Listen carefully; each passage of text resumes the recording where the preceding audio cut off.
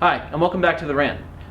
For those of you who know me personally, this episode really should come as no surprise. I believe one of the reasons why there are so many bad drivers on the road today is that cars have evolved to have too many driver assists. Lane watch, park assist, backup cameras, lane change assists, lane departure warning systems, traffic sign recognition systems. If you can't drive in a straight line, you may have some hand-eye coordination problems. If you can't remember what to do at a stop sign, then you should just get the off the road altogether. A quick shout out to anyone who drives a Jeep Wrangler that was made before, like, let's say 1995. If you can drive that, you can drive anything. 5-speed manual, no traction control, no anti-lock brakes, manual windows, limited power steering, a 4-liter straight 6, and nothing that we know today is stability control. What the does that even mean? Are car companies just not building stable cars anymore? Or are they referring to mental stability? Wouldn't that be great if soothing music came on every time your car detected elevated blood pressure or a continuous line of profanities? I'm from New Jersey, so that would have to be on all the time in my car. I think that would be one of only 2 acceptable driver assist features. The other being heated seats, because who doesn't like a warm scrotum in the middle of January? People use the hazard function on the car to get away with all sorts of illegal while driving. Oh, you want to stop right there for some indeterminate amount of time? Yeah, I'll just hang out here for a little while you go do that. Don't worry. Are you sure, man? It says no parking. Yeah, it's fine, dude. I got my hazards on. What this does is it allows people to acknowledge that they're breaking the law, but they can get away with pretty much anything thanks to a couple of blinking lights. You could literally have a police officer watching you. Oh, he's parked in front of the hydrant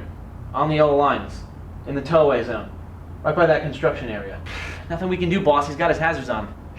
People who can't properly parallel park piss me the off. If you can't get your car into that spot in 12 seconds, you shouldn't be allowed to have it. That's what parking enforcement should really be there for. Instead of writing me tickets on a Sunday morning, thank you very much, City of Charleston. Parking enforcement should throw a yellow flag after 12 seconds and write that jackass a ticket for being incompetent. I'm sorry, sir, you're embarrassing yourself. Here's a $40 ticket for looking like an idiot. Please go back to driving school. On a side note, people who try to go in head first to a parallel parking spot should get 2 tickets. 1, because right off the bat, there's no way you're getting that in 12 seconds. And 2, because you're just doing it wrong. People who think that because their car has a sport mode that they drive a sports car can honestly just because there's an S at the end of your Prindle does not give you the right to be trundling along at 62 miles an hour in the left lane. Which brings me to a good point. On a motorway, the left lane exists for 2 reasons. 1, for passing slower vehicles, and 2, for making New Jerseyans feel at home when they're driving out of state. If you don't fit that criteria, then get the out of my way. And last but not least, people who text and drive. This shouldn't have to be said, but we happen to live in a society where it's a pretty serious issue. People who lack the degree of common sense to not text and drive should absolutely not have driver's licenses. When it comes to operating a motor vehicle, there are far more difficult decisions to make than whether or not you should answer LOL to your BFF. Seriously, what part of that is a good idea? You are literally driving a several thousand-pound missile down the road, and if you don't think that deserves your absolute and undivided attention,